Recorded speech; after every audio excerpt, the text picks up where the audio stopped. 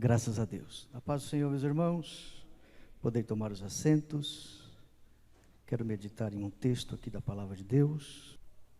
Evangelho de Jesus, segundo escreveu Mateus, capítulo 26, versículos de número 52, 53 e 54. Diz-nos assim: Então Jesus disse-lhe: Mete no seu lugar a tua espada, porque todos os que lançarem mão da espada, a espada morrerão. Ou pensas tu que eu não poderia, agora, orar a meu Pai, e que ele não me daria mais de 12 legiões de anjos? Como, pois, se cumpririam as Escrituras que dizem que assim convém que aconteça? Amém. Meus queridos, este texto é um texto especial. Ele vem falar sobre a prisão de Jesus. Existem outros textos paralelos a este que vão falar sobre o mesmo assunto, que é o texto de Mateus capítulo 14, Lucas capítulo 22 e João capítulo 18. Eu escolhi esse texto propositalmente, pois precisava falar com os irmãos aqui esta noite sobre, especialmente, o versículo de número 53. Aqui nós temos dois discípulos que são destaques aqui nesse texto. Destaques negativos. O que temos aqui? Judas, que traiu Jesus através de um beijo como sinal, e também nós temos um outro discípulo chamado Pedro, que, descontrolando-se, corta a orelha de Malco, usando a espada. Note que um usou o beijo, símbolo do amor, para trair Jesus, e o outro, em vez de usar a espada para defender o mestre, ele se utiliza da espada, descontrola-se e fere um dos que representavam a guarda do templo. Os versículos 52 e 53, Jesus aqui toma a palavra e começa a direcionar estes dois versículos especificamente para Pedro.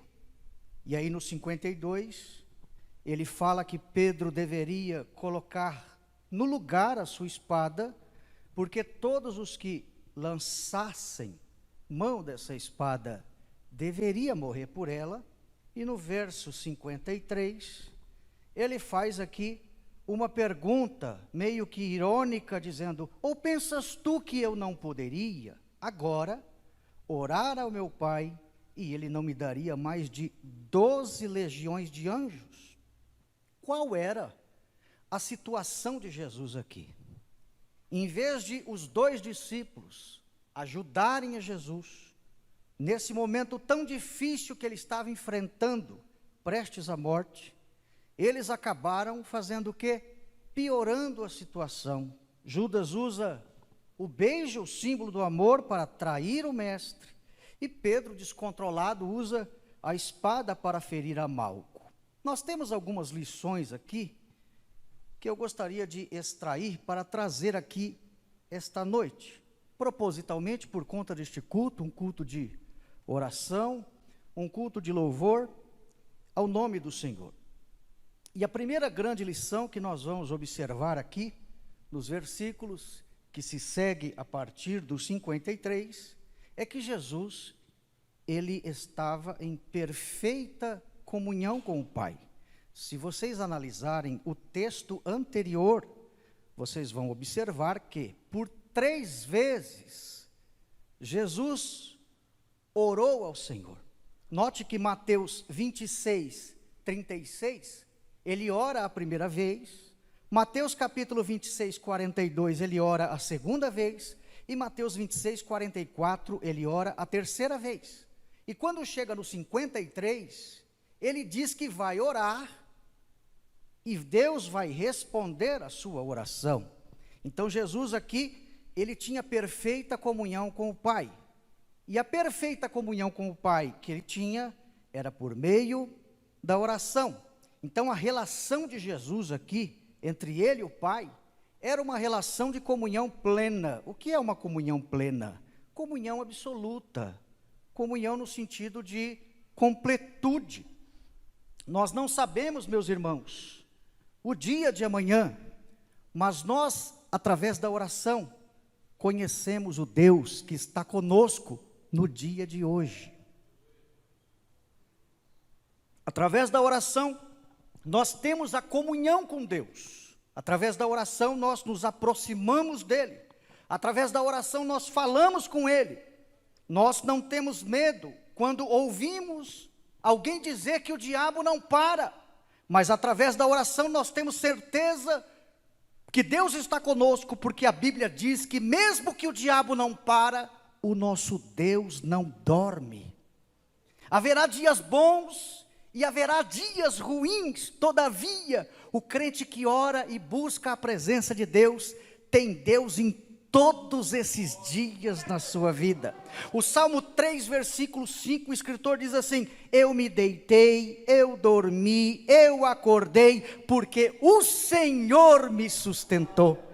Isso é fruto de comunhão com Deus. Isso é fruto de oração. As pessoas que falam com o Senhor, que vivem constantemente orando e glorificando ao Senhor, eles não conhecem talvez o dia de amanhã, porque a Bíblia diz que a cada dia o seu mal, mas eles têm certeza que o Deus de hoje lhe dá esperança de que o dia de amanhã, mesmo que lhe sobrevêm coisas terríveis, ele tem segurança da parte de Deus. O Pai aqui já havia revelado ao Filho quem é que o trairia. Note que João 6:70, o Pai já tinha dito a Jesus sobre essa revelação. É por isso que Jesus diz: eu escolhi 12, mas um de vós é o diabo. No contexto anterior a esse texto, Mateus 26:46, Jesus diz assim: levantai-vos, partamos, eis que é chegado o que me trai. Em Mateus 26:50, exatamente nesse texto, Jesus, quando vê Judas se aproximando, diz: olha aí quem está chegando. E ele cumprimenta a Judas e o chama de amigo. No verso 53, quando Jesus expressa, dizendo: pensas que eu não poderia agora orar ao meu Pai, e que Ele não me daria, o quê? Anjos aqui. A gente vai perceber que quem tem comunhão com Deus, não fica sem resposta. Assim como o Pai lhe revelava, lhe falava o que iria ou o que estava prestes a acontecer, quem tem comunhão com Deus não fica sem resposta dele. Quem tem comunhão com Deus, mesmo que não saiba o que vai acontecer no futuro, mas ele sabe o que é que vai se aproximando, então ele se prepara, ele toma as decisões corretas, porque o Espírito de Deus está dentro de si, e quem tem comunhão com Deus toma as decisões corretas, porque tem dentro de si um Deus que lhe guia toda a verdade. Quem tem o Espírito de Deus aqui esta noite, não precisamos de alguém ou de um profeta para nos avisar. Nós temos dentro de nós um Espírito que nos guia a toda a verdade. Jesus faz aqui, meus irmãos, uma coisa muito interessante, que ao homem não lhe é permitido fazer. O que é que não lhe é permitido fazer aqui ao homem? Decidir qual o método, qual a forma que nós queremos que Deus se utilize para nos entregar uma bênção e a vitória. Grave essas duas palavras que eu vou falar aqui agora: autorização e autoridade. Nós temos de Deus autorização para orar, mas nós não temos autoridade dele para pedir que ele nos envie anjos para nos livrar. Por quê? Porque se eu pedir anjos para Deus, eu estou escolhendo o tipo de método que eu quero que Deus se utilize para que a bênção chegue até mim. O fato de você ter autorização para orar não significa que você tem autoridade para escolher o tipo de método que ele vai escolher para a vitória chegar nas suas mãos. Mas quem tem comunhão com Deus tem autorização. Quem tem comunhão com Deus sabe que quando ora o Senhor responde. O método, o jeito, a maneira pela qual ele vai usar para te entregar, não importa se por um anjo, se através de um homem, se através de alguma outra coisa, não importa. O que importa é que você tem autorização, e quando você põe os teus joelhos no chão, o Senhor rasga o céu e entrega a vitória para a tua vida. Bendito seja o nome do Senhor. O que Jesus fez aqui, o que eu e você não podemos jamais fazer. No versículo 53 ele diz que ele poderia agora orar ao Pai e que Deus lhe daria anjos para o defender. O crente pode dar ordens aos anjos? Não. Alguns acreditam que sim, pois usam aquele texto de Mateus capítulo 4, o texto do deserto, que Satanás diz assim: lança-te daqui abaixo, pois está escrito, aos seus anjos dará ordem ao seu respeito, para que te guarde. Satanás está citando o quê? Um salmo muito conhecido, que é o Salmo 91, versículo 11, só que esse versículo 11 precisa ser interpretado à luz do versículo 9, e o versículo 9 diz: quem tem autoridade para mandar um anjo ir na tua direção e entregar a bênção, a vitória?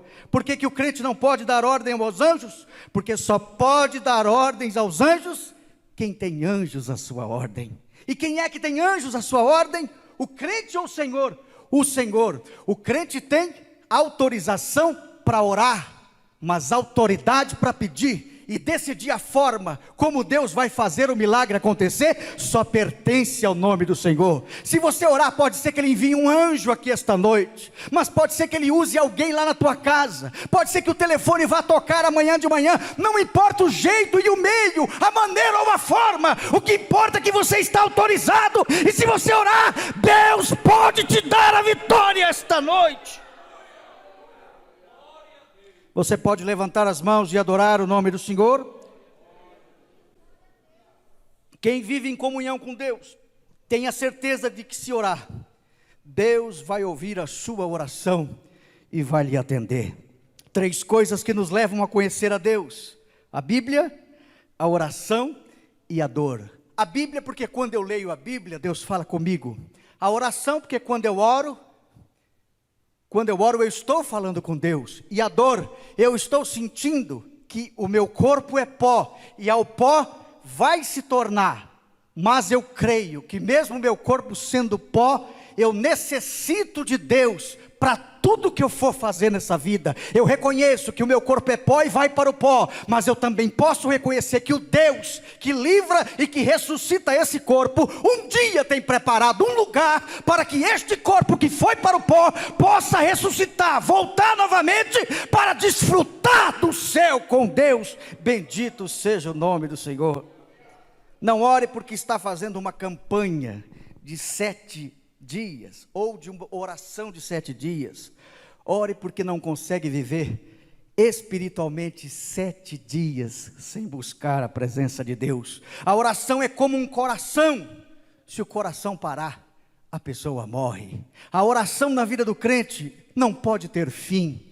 O crente pode chegar ao fim dessa vida, mas se ele continuar orando, um dia o poder desta oração faz com que o Deus que ressuscita dos mortos traga o teu corpo de volta, para mostrar que havia poder na oração, porque quem ora, ora a um Deus que tem poder para ressuscitar dos mortos. Quem acredita que Deus ressuscita dos mortos, e Ele está aqui esta noite, adore o nome do Senhor.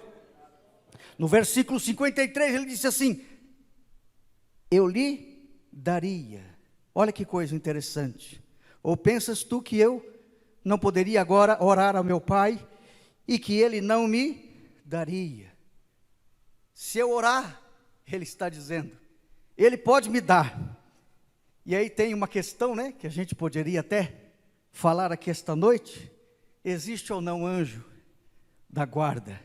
Alguns, com base no Salmo 34, versículo 7, diz que cada crente tem ao seu lado um anjo da guarda, e é que esse anjo vive ao nosso lado de dia e de noite, constantemente, diariamente, continuadamente. Mas note a expressão, ele disse que se ele orar, Deus lhe daria. Isso quer dizer que os anjos não estavam ali ao seu lado. Se ele diz que se ele orar, lhes daria, significa que Deus iria enviar um anjo por meio da oração. Se cada pessoa tem um anjo da guarda, por que Jesus teria que orar para que Deus enviasse um anjo, se um anjo já estava ali do seu lado? Segundo, Atos 12 diz que quando Pedro estava preso, a igreja fazia constantes orações por ele. Solta Pedro, solta Pedro, solta Pedro. E quando o anjo solta Pedro lá na rua, o que acontece com o anjo? Tire o seu foco de Pedro. E agora bote os seus olhos no anjo. O que é que acontece com ele?